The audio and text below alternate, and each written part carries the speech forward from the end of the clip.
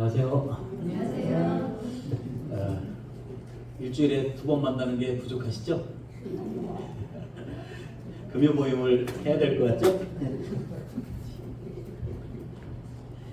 자, 오늘은 마태복음 25장 말씀을 가지고 같이 교제하도록 하겠습니다. 마태복음 25장 1절부터 13절까지 같이 교독하도록 하겠습니다. 마태복음 25장 1절부터 13절까지입니다.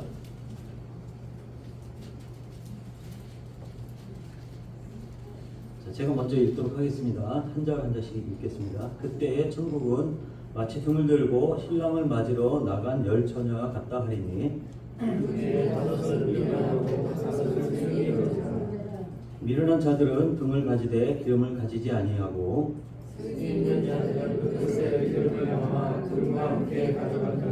신랑이 더디움으로 다 졸며 잘세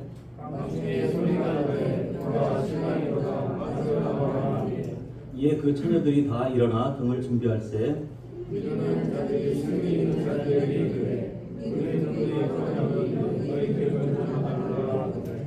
슬기 있는 자들이 대답하여 이르되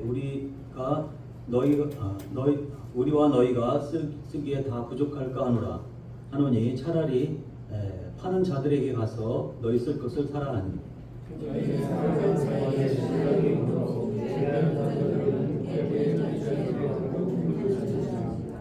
그 후에 남은 처녀들이 와서 이르되 주여 주여 우리에게 열어 주소서.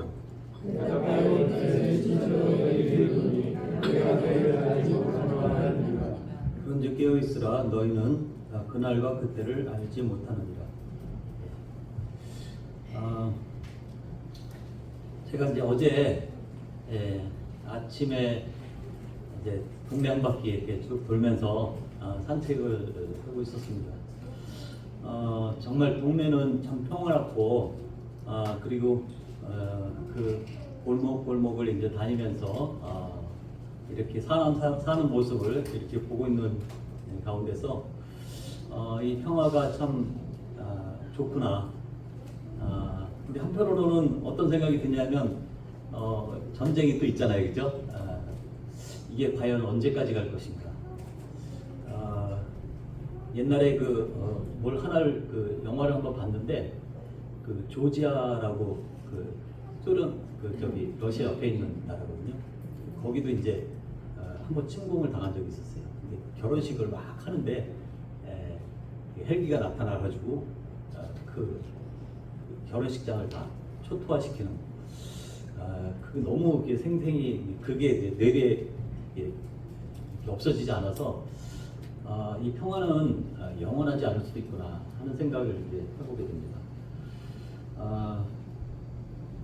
제가 이제 편의점 앞으로 이제 지나가게 되는데 어떤 한 분이 아마 이렇게 좀 막일하시는 분 같아요. 얼굴도 많이 시커멓게 타시고 그리고 손도 이렇게 쭈글쭈글하시고 그렇게 하시는데 앞에 커피잔을 한 잔 이렇게 놓으시고 이제 마트에서 팔잖아요, 그죠? 그래서 이제 커피를 한 잔 하시는데 좀 문득 그런 생각이 들더라고요. 저분의 삶과 나의 삶이 다른 게 무엇인가? 별로 다를 게 없다는 생각이 좀 들더라고요. 그러면서 이제 보면서 생각을 하는데 과연 나와 그리고 지도자급에 있는 그리고 재산을 많이 가진 사람들하고는 또 어떤 차이가 있을까? 별 차이가 없을 것 같아요. 이제 생을 다 마감하게 되면 이제 남는 것이 과연 무엇일까? 보면은 정말 남는 것이 없겠더라고요. 막노동한 사람이나 아니면은 그냥 산 사람이나 아니면 많은 재물을 가지고 또 권력을 가진 사람이나 다 가지고 갈 수 없잖아요, 그죠? 그리고서는 이제 마지막을 이제 맞이하게 되는데 인생이라는 건 참 허무하구나 이런 생각을 이제 해보게 되었고 그리고 조금 더 가다가 보니까 이제 어린이 놀이터가 있는데 어린이 놀이터 앞에 어떤 분이 이렇게 조그만 가게다가 고양이한테 먹이를 갖다 주더라고요. 근데 고양이가 한 마리인 줄 알았는데 그 양철 지붕 그 밑에서 새끼들이 막 튀어나오는 거예요. 그러면서 그 어미가 먹고 있는 그 먹이를 호시탐탐 노리면서 떨어져 있는 것을 막 주워 먹는 것을 봤어요. 그러면서 저 고양이는 참 저는 이제 아파트에 살고 있지만 저 고양이는 생철 지붕 밑에서 살고 있네. 이 더운데 그것도 새끼들 데리고 저 고양이는 왜 살까? 저 고양이와 나랑 무슨 상관이 있을까? 나랑 어떤 차이가 있을까? 그 생각을 하면서 또 어떤 생각이 드냐면 짐승은 죽으면 어디로 간다 그랬죠? 땅 속으로 가죠, 그렇죠? 네, 그 혼이 땅 속으로 가고 사람은 죽으면 영혼이 어디로 가죠? 하늘로 가죠, 그렇죠? 그러면서 이제 사람은 같은 곳을 가지만 짐승은 또 다른 곳을 가는구나. 그러면서 사람과 짐승이 엄청난 차이가 있는 것을 이렇게 생각을 해보았습니다. 참 지구상에서 같이 숨쉬고 같이 사는 그 인류가 얼마나 많이 있습니까? 그리고 또 짐승들은 얼마나 많이 있습니까? 식물들도 많고요. 근데 이들의 운명이 다 같을 수만은 없다 하는 생각이 듭니다. 지금은 이제 같이 살고 같이 엉켜 살고 같이 말도 하고 그리고 또 그 고양이도 저를 볼 거 아니에요? 저도 고양이를 보고 같은 공간에 있지만 결국은 죽게 되면은 다 다른 곳에 갈 수 있겠다. 이제 우리 공동체 안에서도 어떻게 될까? 우리가 같은 하나님을 믿고 그리고 우리의 인생을 이제 살아갑니다. 그러면서도 우리는 다 같을까? 정말 같을까요? 같을 것 같으면서도 왠지 어떤 차이가 있을 것 같은 그런 두려움들이 또 엄습하게 됩니다.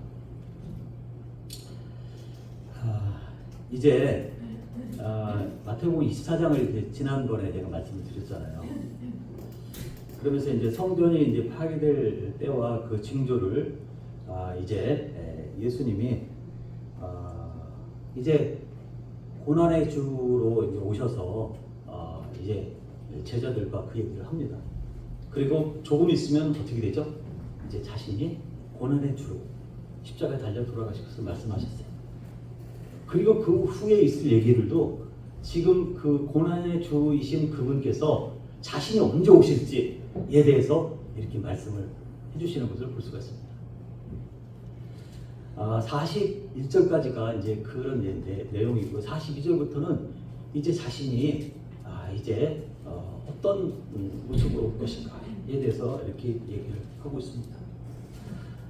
그러면서 42절에 뭐라고 말씀을 하시냐면 지난주의 주제죠, 그죠?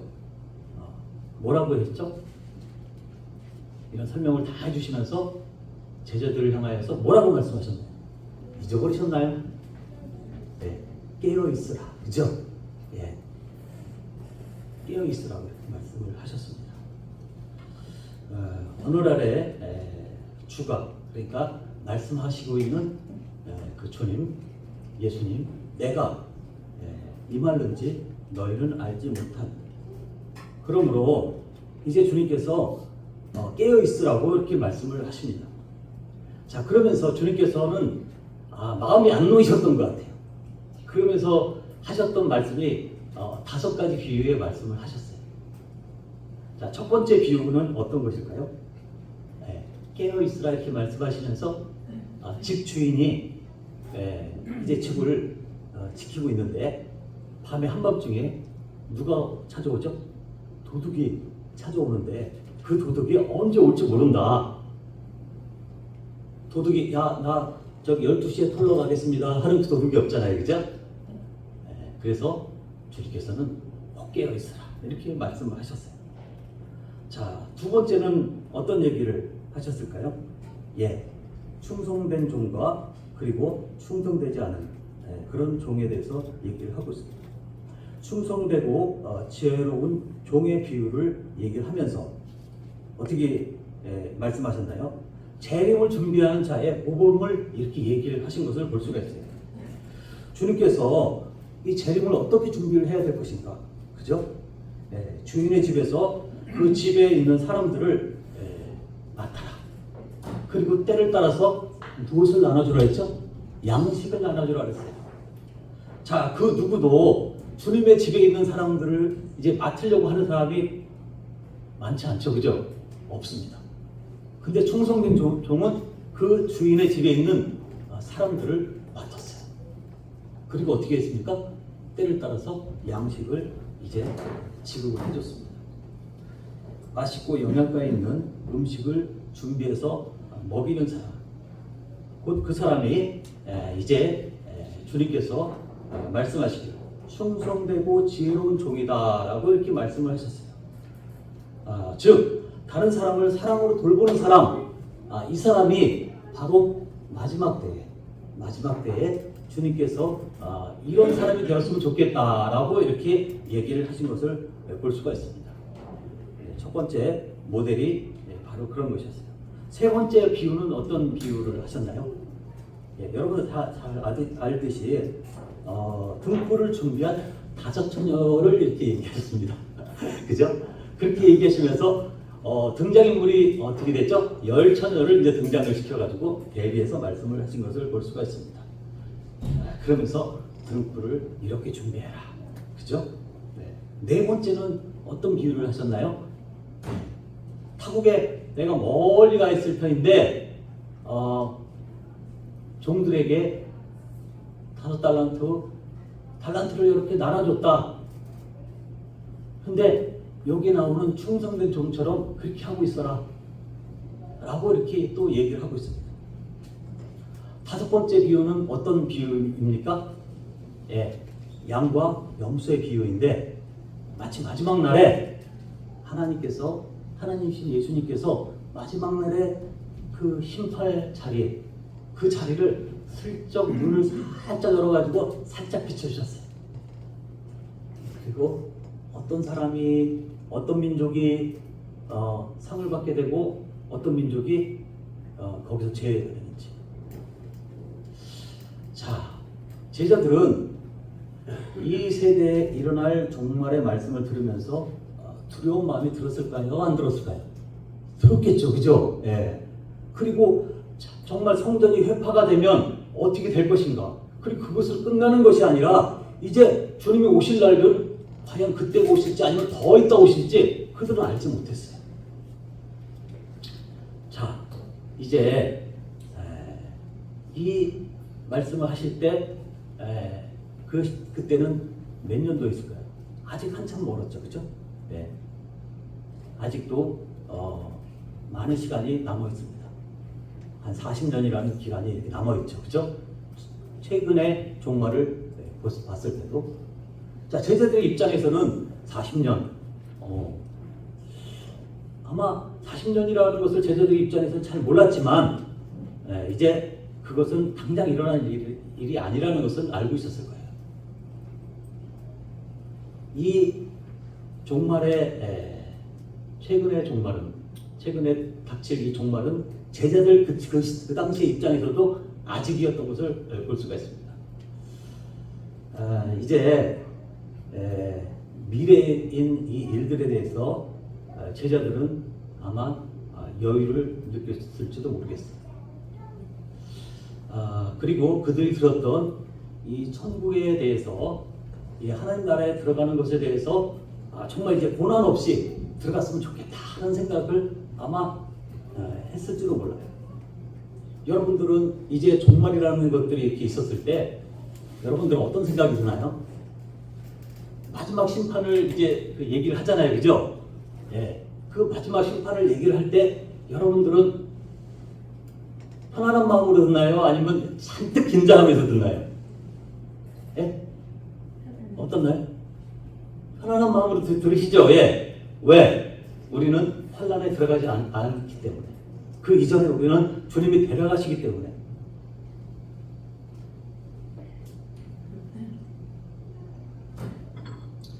자, 그러면 우리도 정말 정말 제자들도 정말 그런 마음을 갖고 있었을 거예요. 저도 그렇습니다. 환란 없이 이제 새하늘과 새 땅에 들어가고 싶어요.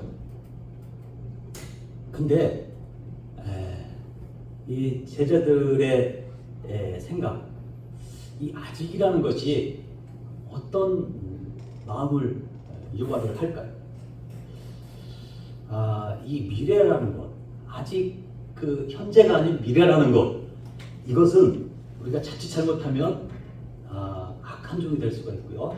그리고 자칫 잘못하면 미련한 처녀가 될 수 있고요. 그리고 한 달란트 받은 그런 어리석은 종이 될 수가 있다는 것이에요. 주님께서 이 어리석은 종에 대해서 얘기하시면서 무익한 종이라고 이렇게 말씀하시는 걸 보니까 아주 이것은 엄청나게 주님께서 실망하셔서 아주 굉장히 안 좋은 그런 상황을 맞이한 것을 볼 수가 있습니다.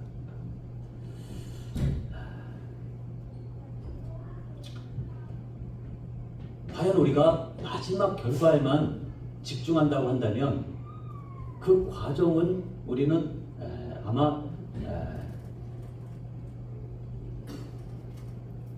준비하는 삶을 사는 데 있어서 어떤 어려움이 닥칠지도 모르겠습니다.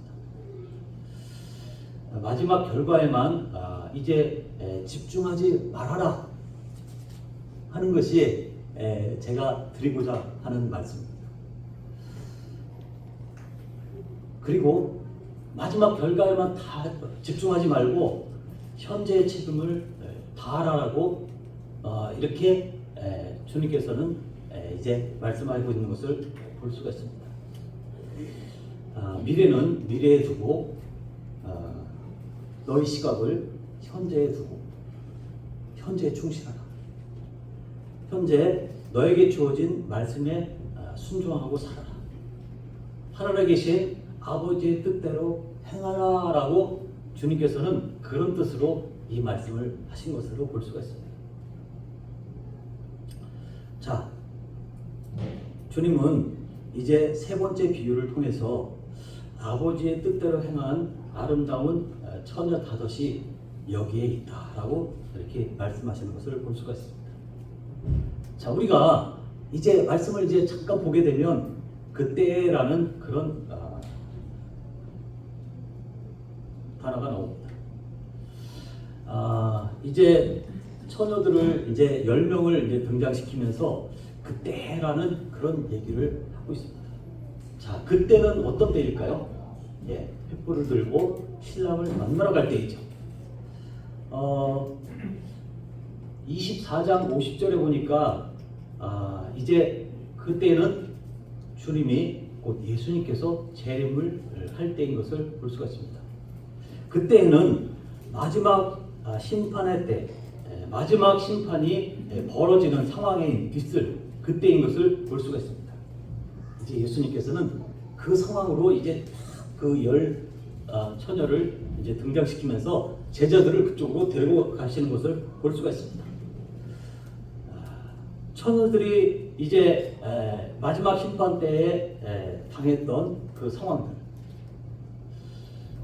이 상황들은 어떤 처녀들은 준비가 되었고 어떤 처녀들은 준비가 되어 있지 않은 상황과 같다, 이런 말씀인 것을 볼 수가 있습니다.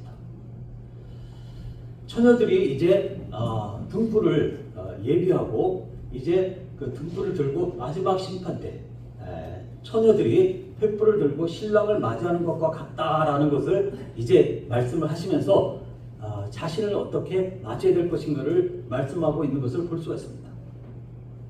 우리가 여기에 나오고 있는 상황들은 이제 주님께서 결혼식을 비유한 것을 볼 수가 있어요. 자, 유대인들의 결혼식은 지금 우리가 알 수 있나요? 모르나요? 알 수 있어요? 아시는 분? 아시는 분 있으세요? 듣긴 들었죠, 그죠? 근데 그것이 정확한 것은 아니에요. 그 누구도 그때 어떻게 했는지를 정확하게 설명할 수 있는 사람은 아니에요. 없어요. 왜 그러냐면 아직 그 시대에 정확한 결혼식의 모습이 드러나지 않았기 때문에 그렇습니다. 그런데도 불구하고 이제 고증을 거쳐가지고 이렇게 살펴보니까 예수님이 이런 뜻을 말씀하셨다라는 것이 이제 드러나게 됩니다. 어떤 것인가요? 예, 결혼식을 이제 할 때 약혼을 하고서 보통 이제 1년 후에 이제 결혼식을 하러 오잖아요. 뭐 지참금도 주고 다 이제 계산하려고 다 계산했어요. 신랑이 이제 자기 집을 떠나서 누구 집으로 가요? 신부 집으로 가요.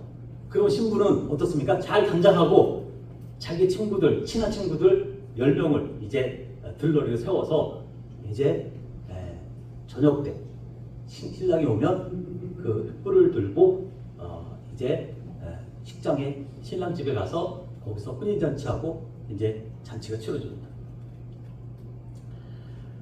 그런데 이제 그 신랑이 이제 그 제 시간에 도착해서 가야 될 그 신부집에 이제 도착을 해야 되는데 신랑이 제때 이제 도착을 안 했던 것을 볼 수가 있어요.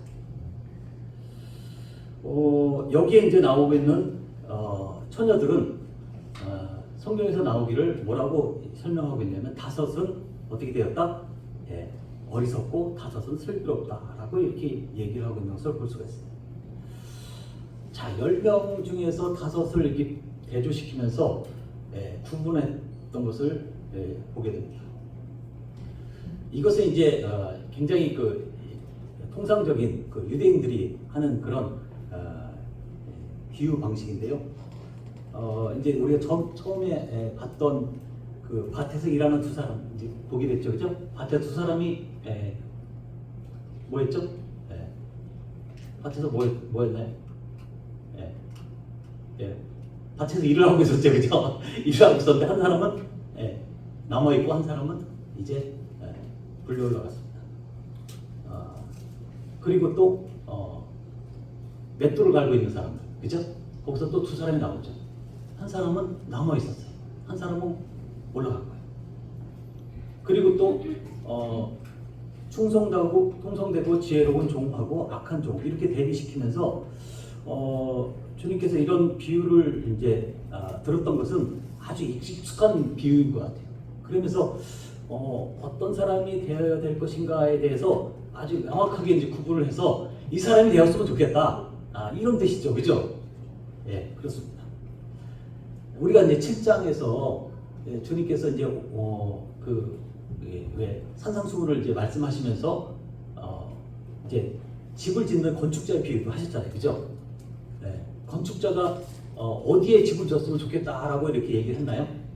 어디에 집을 지었으면 좋겠다? 반석 위에 지었으면 좋겠다. 자, 반석 위에 지은 사람은 어떤 사람이다? 어떤 사람이다? 슬기로운 사람이다. 슬기로운 건축자다. 근데 모래에 지은 사람은 뭐라 그랬죠? 어리석은 사람이다.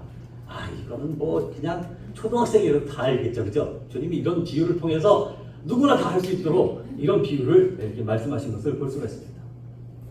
자, 이런 것을 통해서 이제 주님께서는 재림때에 준비하는데 가장 바람직한 사람의 모습을 이렇게 제시를 하시고 있는 것을 볼 수가 있습니다. 3절에 보니까 어떻습니까? 여기에 미련한 자들은 이제 횃불을 가지되 기름을 가지지 아니하였다라고 이렇게 말씀하고 있는 것을 볼 수가 있습니다. 자, 횃불을 취한 미련한 사람들은 여분의 기름을 갖지 않았습니다. 자, 이제 신랑이 올 때 언제 올지 모르는데 사람들은 여기서 준비하고 있던 이 10명의 처녀들은 어떻게 생각했을까요? 신랑이 언제 올지 다 모르죠, 그죠? 그러면은 기름을 얼마나 준비해야 될지도 자기 나름대로 계산을 했을 것입니다.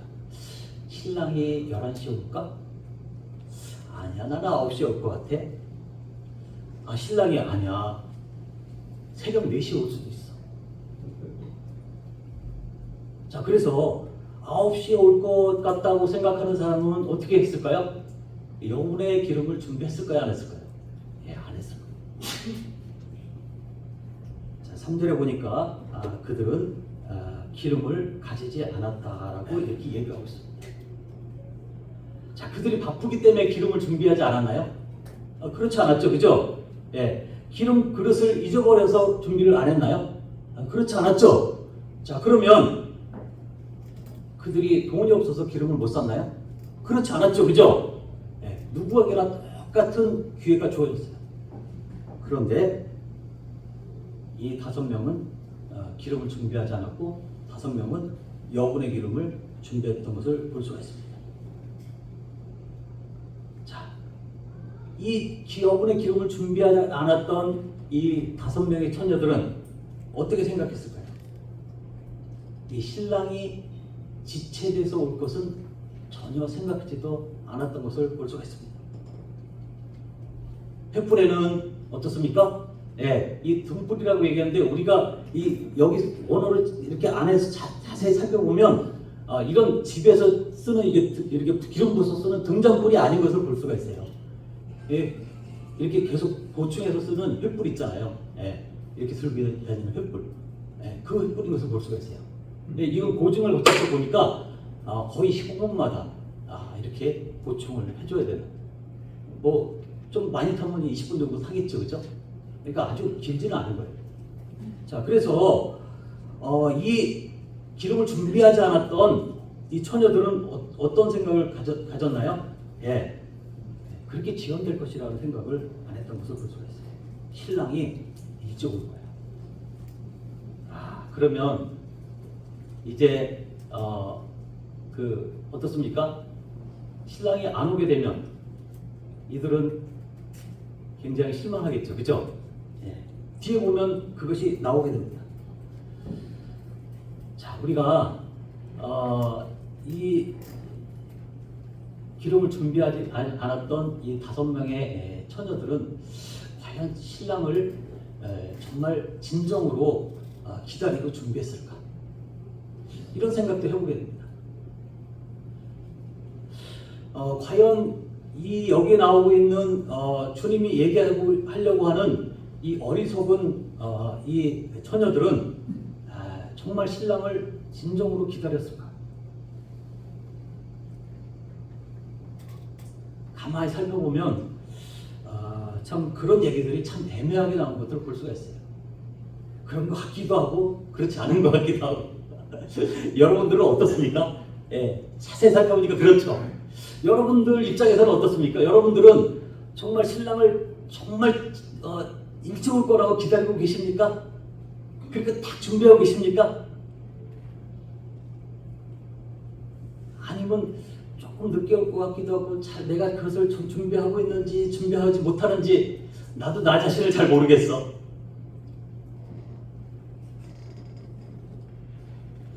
저는 이것을 보면서 참 이 시대의 모습을 너무나 이제 잘 대변한다는 생각이 참 들곤 합니다.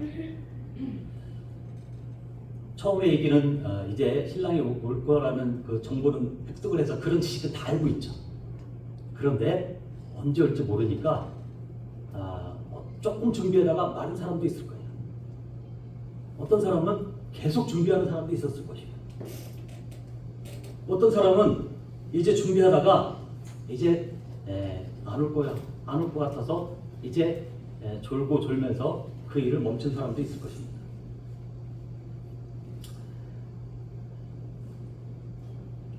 이제 세상에 젖어 살다가 갑자기 종말이 벌어졌을 때 어떤 일이 일어날 것인지 참 이 일들을 생각하면 가슴이 아픕니다. 저 자신도 얼마 전까지 그리고 아마 지금도 이 기름을 준비하지 않은 처녀처럼 살고 있었을지 몰라요.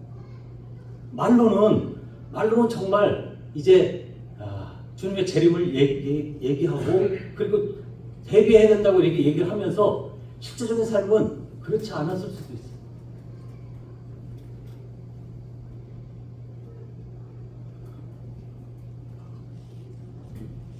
우리는 알게 모르게 세상에 젖어 살다가 이제 주님을 맞이할 수도 있어요. 그리고 아예 세상에 젖어 살고 있는 우리 형제 자매들도 있어요. 그리고 세상에 많은 사람들이 그렇게 또 살고 있습니다.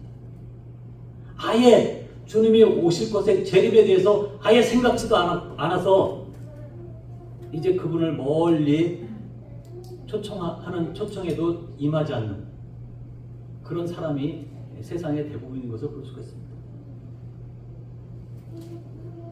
자, 신랑이 오면 항상 준비되어야만 하는 이 기름. 이것은 이제 종말의 때에 신랑이 막상 왔을 때 당황하는 모습을 보이지 말라는 뜻이. 나는 준비했다고 생각하는데 결국 신랑이 딱 왔을 때 준비가 안 됐네. 이게 뭔 일인가? 이 나의 결핍을 누가 채워줄 수 있을까? 옆에 있는 사람에게 아무리 얘기를 해도 이 준비는 어떻습니까?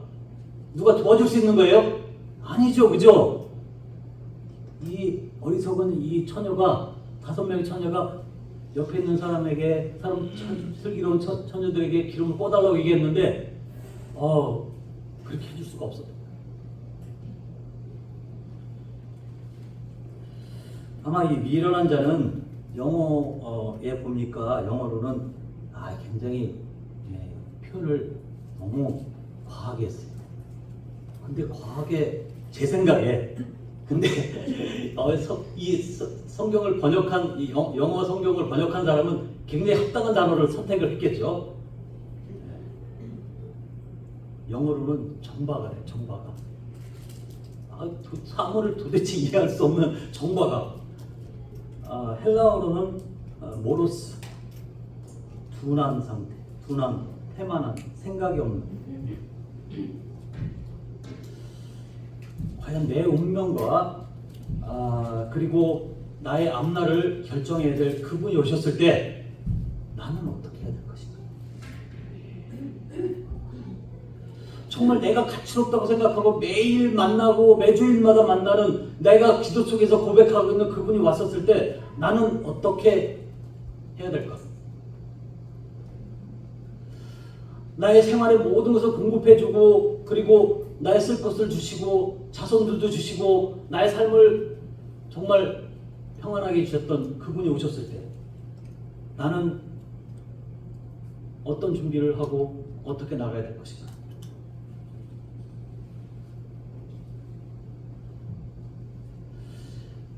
자, 4절에 보니까 그러나 슬기 있는 자들은 어떻습니까? 횃불을 함께 준비했을 뿐만 아니라 그릇에 기름을 취했다 라고 이렇게 얘기를 하고 있습니다. 자, 5절에는 어떻습니까? 신랑이 더디움으로 다 졸며 살세. 말세는 어떻습니까? 다 졸며 자고 정말 피곤해 지쳐서 그런 피곤해 지쳐서 사는 그런 시대인 것을 볼 수가 있습니다. 자, 신랑이 늦게 온다라는 것은 어떤 얘기인가요? 그 시대가 서기 2030년 정도 되겠죠, 그죠? 30년 정도 되겠죠. 근데 지금 2000년이 지난 지금 주님께서는 아직도 오시지 않았어요. 자, 신랑이 늦게 오십니다. 초림과 그리고 재림 사이에 역사가 생각보다 길어진 것을 볼 수가 있습니다. 자, 졸더라도 숙제 다 해놓고 조는 거 하고 그리고 또 어떻습니까? 시험 공부 다 해놓고 조는 거 하고 그냥 공부도 하나도 안 해놓고 시험 공부도 하나도 안 해놓고 조는 거 하고 부모님 입장에서 어떻습니까? 자식을 이렇게 바라보면 어때요? 어떨 것 같아? 그죠? 조는데도 격이 다르죠. 격이 달라요. 그렇습니다. 우리는 똑같이 졸더라도 어떻게 졸아야 될까요?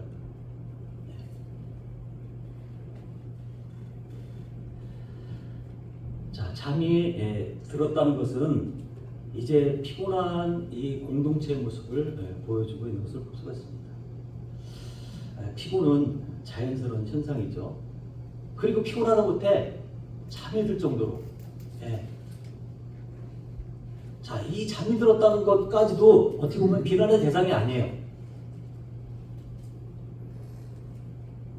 자, 이제 6절에 드디어 이제 밤중에 소리가 납니다. 어떤 소리가 날까요? 보라! 신랑이로다! 맞으러 나오라! 이렇게 큰 소리가 발생을 했어요.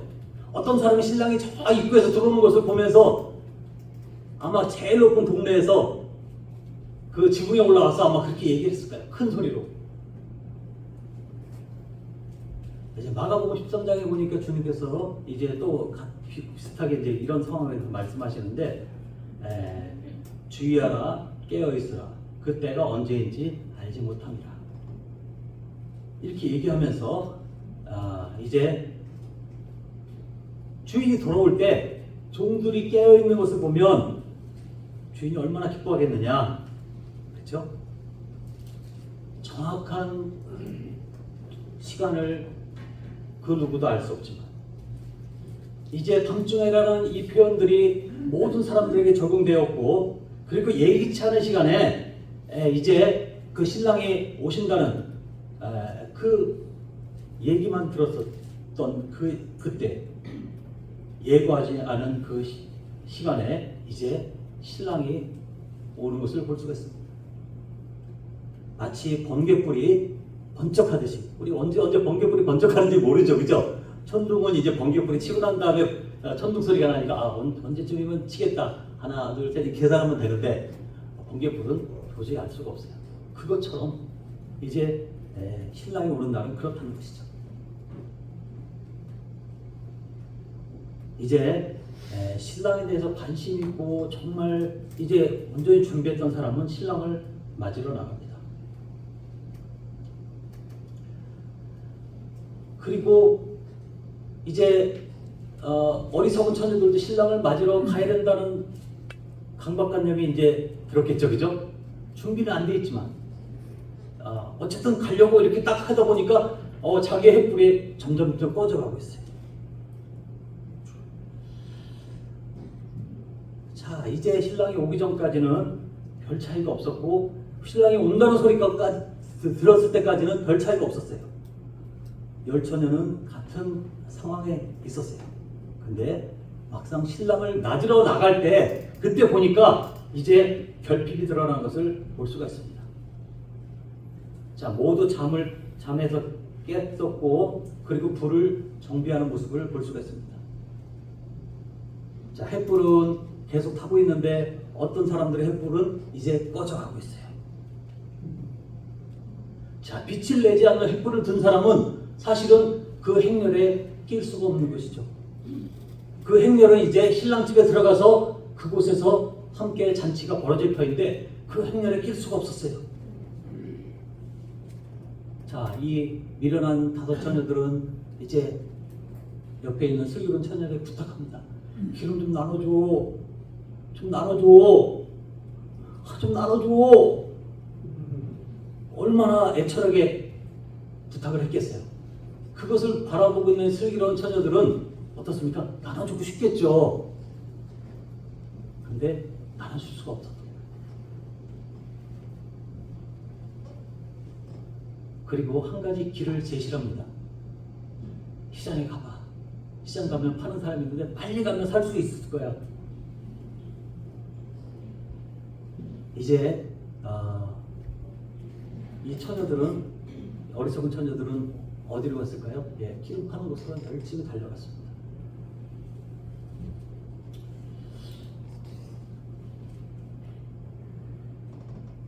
예수님의 오심을 준비하는 것은 이것은 공유될 수가 없는 거예요. 이 예수님의 오심을 준비하는 것은 각자가 준비하는 것입니다. 이것은 누구한테 꿔주고, 우리 집사람이 잘 믿으니까 내가 조금 저기에서 좀 이렇게 꿔올 수 있고, 내 아들이 잘 믿으니까 이거하고는 전혀 상관이 없는 거예요. 내 부모가 잘 믿으니까 자식한테 물려주고 재산 물려주시, 그렇게 할 수가 없는 거예요.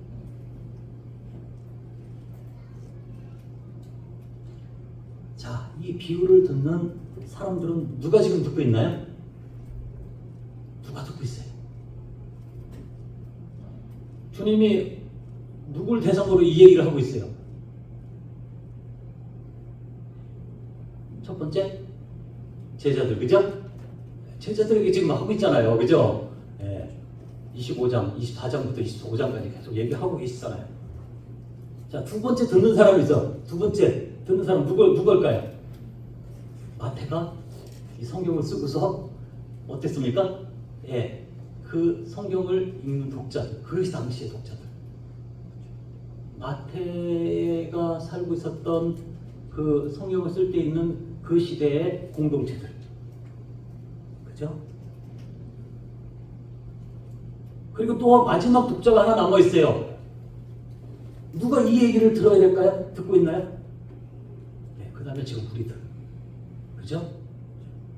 여러분들, 예수님이 직접 들었던 제자들, 그 다음에 마태가 이 마태복음을 쓸 때 50년에 썼나요? 60년에 썼나요? 어떤 사람들은 뭐 80년에 썼다는 사람도 있는데, 저는 60년에 쓴 것을 지지합니다. 그 당시의 사람들이 이 얘기를 들으면서 어떤 생각을 했을까요? 지금 여러분들 이 얘기를 들으면서 여러분들은 어떤 생각을 하고 있나요? 여러분들 예수님이 말씀하셨을 때 이 세 독자를 다 생각하고 말씀하셨을 것입니다. 그럼 이 시간에 예수님께서 나와 여러분들에게 말씀하고 있는 것을 볼 수가 있습니다. 이 문제를 여러분들은 어떻게 해결하시겠습니까?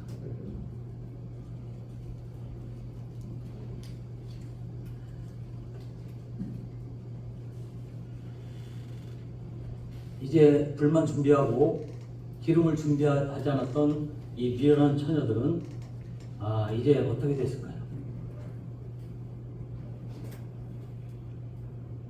신랑이 오기 전에는 아마 그들은 마음이 신랑에게 가 있지 않았을 거예요. 근데 이제 신랑이 와가지고 이제 신랑한테 마음이 가려고 하는데 이제 몸이 그곳에 있을 수가 없어요. 어디에 가 있어요? 희장에 가 있어요. 기름 사러.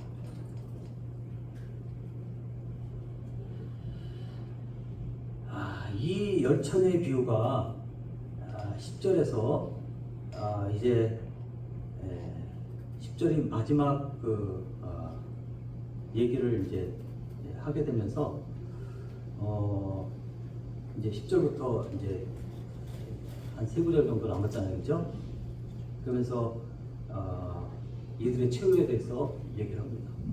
이것은 마지막 최후의 심판을 비유한 것에 일맥상통하다는 생각이 듭니다. 5명의 처녀들은 기름을 사러 떠났고, 그리고 그 사이에 이제 신랑이 왔어요. 준비된 자들과 함께 이제 신랑은 결혼식에 들어가고 문이 닫혔어요. 자, 이 어리석은 처녀들은 지금 어디에 있어요? 신랑과 함께 있나요? 아니면 시장에 있나요? 네, 시장에 있어요.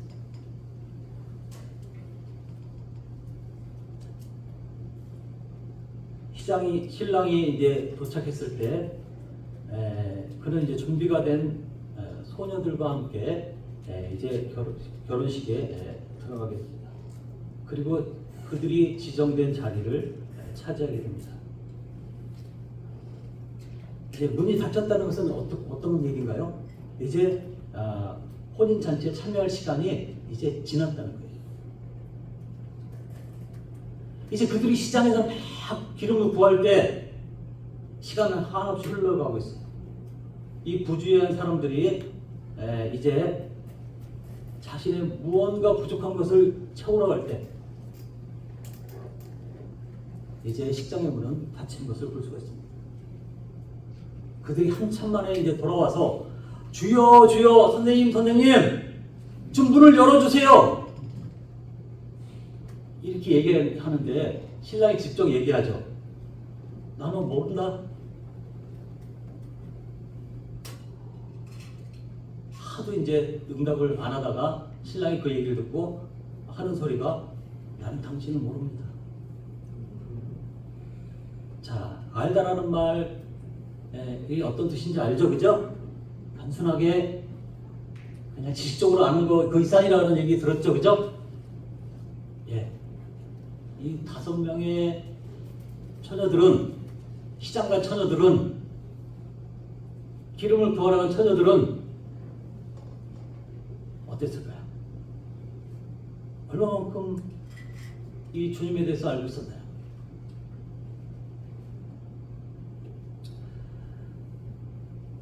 살아가면서 우리가 메시아인 주님을 왕으로 인정하잖아요. 우리가 듣는 거하고 다르죠, 그죠? 실제적으로 우리 삶 가운데서 왕으로 섬기며 사는 거, 그 말씀에 순종하고 그의 뜻에 옳은 뜻을 분별하고 그리고 순종하는 거. 나 몰라, 이렇게 난 사는 게 너무 바빠. 나는 좀 더 좋은 집이 필요해.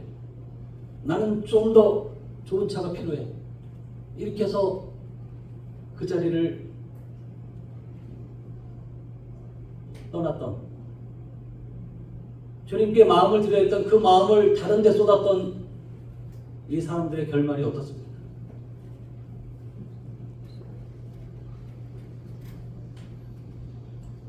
참 신기한 게 뭐냐면, 여기서 신랑이 준비한 5처녀는 이제 같이 들어갔잖아요.